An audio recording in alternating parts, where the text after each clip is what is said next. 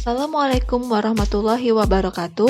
Perkenalkan, nama saya Galuh Wulandari, peserta Latsar CPNS 2022 BPSDMD Provinsi Kalimantan Selatan, gelombang 2, angkatan 16, kelompok 4. Di sini saya akan menjelaskan tentang pelayanan publik yang berkualitas dan bebas dari korupsi, kolusi, dan nepotisme dalam lingkungan pekerjaan.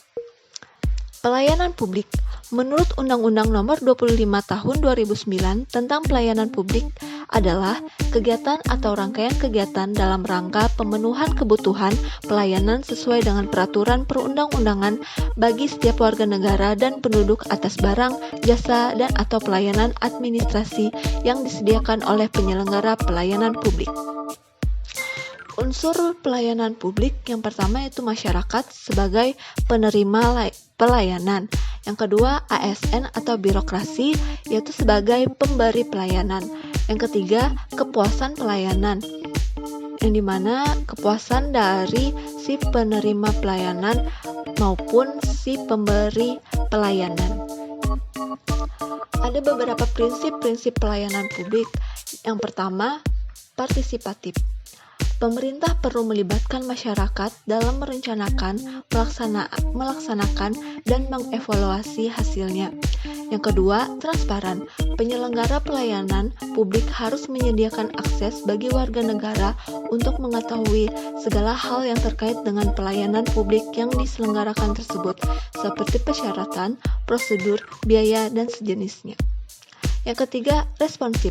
Pemerintah wajib mendengar dan memenuhi tuntutan kebutuhan warga negaranya, tidak hanya terkait dengan bentuk dan jenis pelayanan publik yang mereka butuhkan, akan tetapi juga terkait dengan mekanisme penyelenggaraan layanan, jam pelayanan, prosedur, dan biaya penyelenggaraan pelayanan.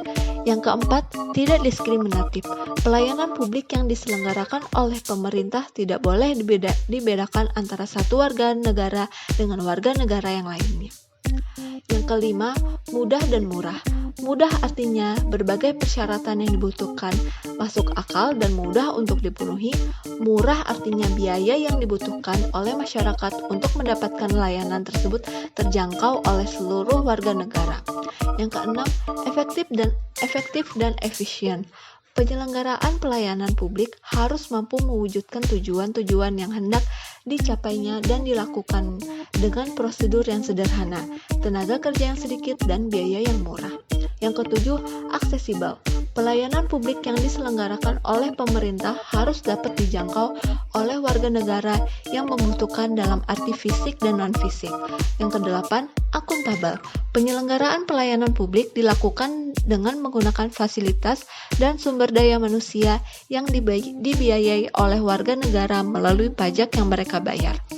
Yang kesembilan, berkeadilan. Salah satu tujuan yang penting dalam melindungi warga negara dari praktik buruk yang dilakukan oleh warga negara yang lain. Pelayanan publik yang berkualitas.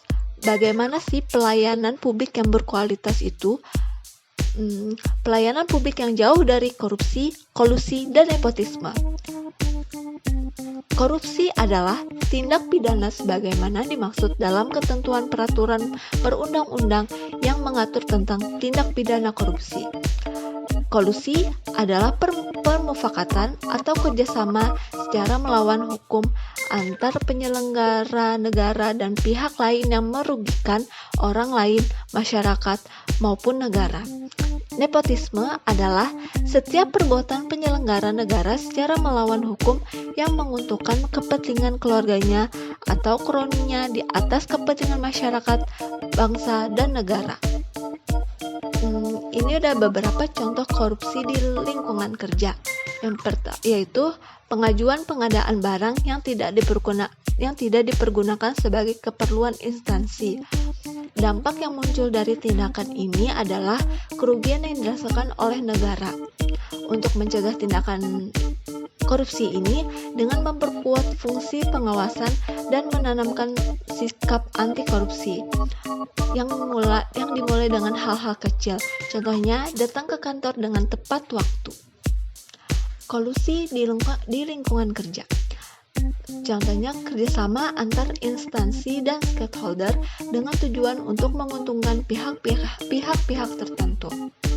Dampak yang terjadi, kesenjangan sosial di masyarakat, serta ketidakadilan di berbagai bidang dalam kehidupan. Proses pertumbuhan ekonomi menjadi terhambat, sehingga terlambatnya pengentasan kemiskinan, pemborosan sumber daya baik sumber daya manusia maupun sumber daya ekonomi. Tindakan pencegahan yang dapat diambil dengan menanamkan sikap profesional dalam tindakan untuk kepentingan instansi dan menumbuhkan kesadaran untuk kepentingan bersama di atas kepentingan pribadi. Contoh dari kolusi ini yaitu menyuap instansi pemerintah dengan tujuan agar seseorang diterima menjadi PNS. Contoh nepotisme di lingkungan kerja yaitu perekrutan karyawan atau pegawai dengan memanfaatkan jalur orang dalam. Dampak yang muncul dari nepotisme ini adalah menurunnya kepercayaan terhadap pemerintah, mundurnya semangat serta minat kerja karyawan. Solusinya yaitu dengan membuat peraturan yang jelas dan melakukan proses perekrutan dengan cara transparan. Demikian penjelasan saya terkait pelayanan publik yang berkualitas. Terima kasih. Mohon maaf apabila ada kesalahan kata dan terima kasih atas perhatiannya. Wassalamualaikum warahmatullahi wabarakatuh.